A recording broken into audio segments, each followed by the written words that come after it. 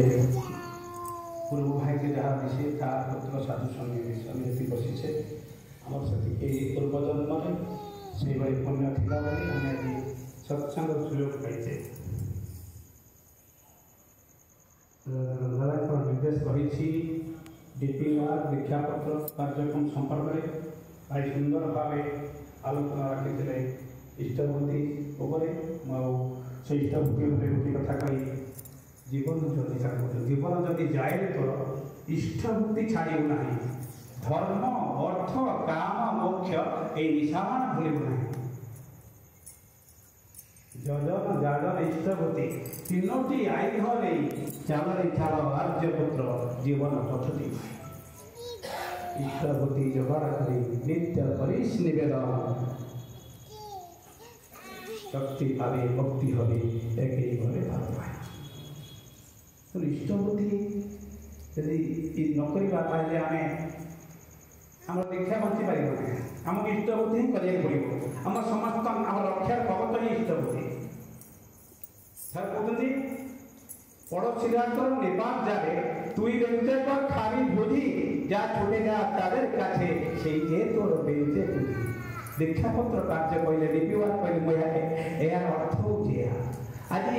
आज देखिए हजार लक्ष लक्ष लोक आम पड़ा पड़ोसी अनेक भाई मैंने माँ मैंने सब ठाकुर को ग्रहण कर दिन दीक्षा नहीं से दिन इष्टभूति से जाऊ करें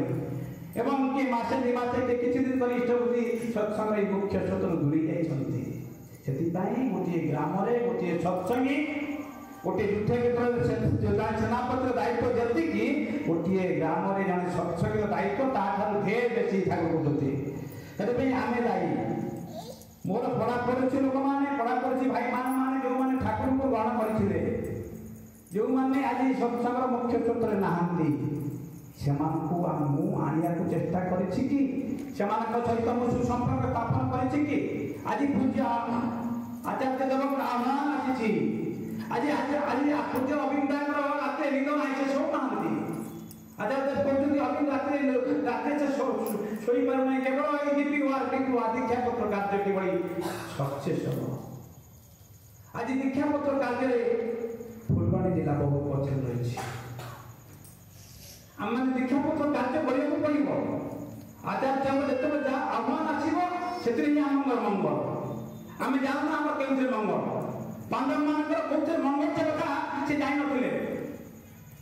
भगवान श्रीकृष्ण जहाँ निर्देश दौले पांडव मान करुले कारण पांडव मान इष्ट होते भगवान श्रीकृष्ण जाना कौन मंगल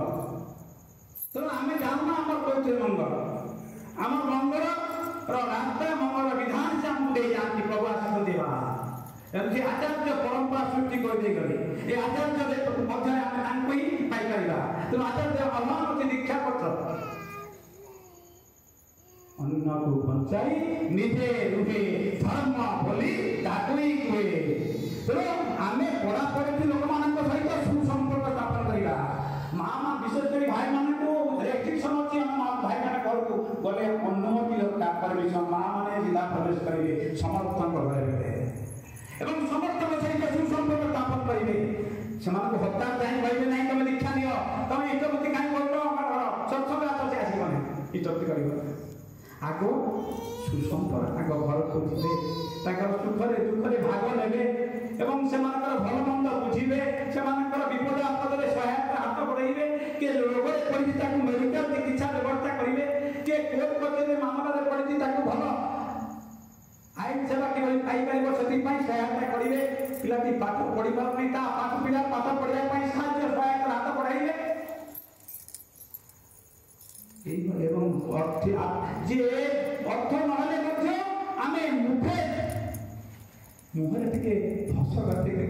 आश्वासन दे पारे ना जी 5 जन भाई 10 जन भाई जन भाई दुखे पहुंची दुख से लोक नहीं गोटे से मुहूर्त तेणु घरे आम आश्वासन देवा किसी हम ना ठाकुर अच्छे किसी हम ना पांडव मान एत दुख के भोगी केते कष्ट आसला केते जीवन में केते कष्ट आसला समस्त कष्ट को काम जीवन में इष्ट इष्ट ही समस्त इष्ट को आनंद करती प्रत्येक मनुष्य इष्ट रही जो इष्ट थाए से इष्ट को खंडन करिवार शक्ति केवल इष्टंकर इष्ट को जीवन में जी ग्रहण करि इष्ट सहित जे युक्त होई इष्ट निर्देश आदेश को जे अक्षर अक्षर पालन करि इष्ट खंडन करिवार शक्ति और कहा नहीं तेणु आम पढ़ा पढ़ी लोक मान सहित आम आत्मीय लोक मान सहित आम जो मैंने भाई मैंने नहीं दीक्षा जो मैंने दूरे जाती सहित से संपर्क स्थापन करवा सहित मित्रता स्थापन करवा जो देखिए सी आम कथा को आप कथा को विश्वास कर अति भल पाँच हमर कथा को सी आग्रह सहित मानि नौ शुणी नौ से बेले कान पकई देवे अरे भाई माँ इष्टबुद्धि करूँ इष्टबुद्धि करूँ इष्टबुद्धि करूँ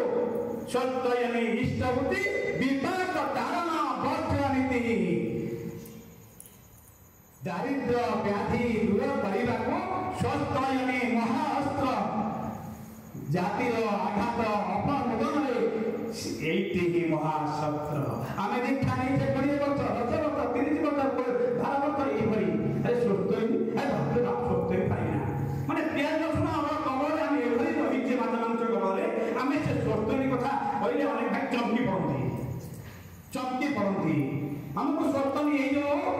विराट सत्संग विहार निर्माण कार्य आदि द्रुत गति आगे चली आहुरी शीघ्र शेष होगा ये आहरी 25 स्वस्थ परिवार आवश्यक रही महानता को संग्रह करी आहरी 40 परिवार स्वस्थ परिवार है आवश्यक तेणु स्वस्थ मिलना पड़ो इष्टबुद्धि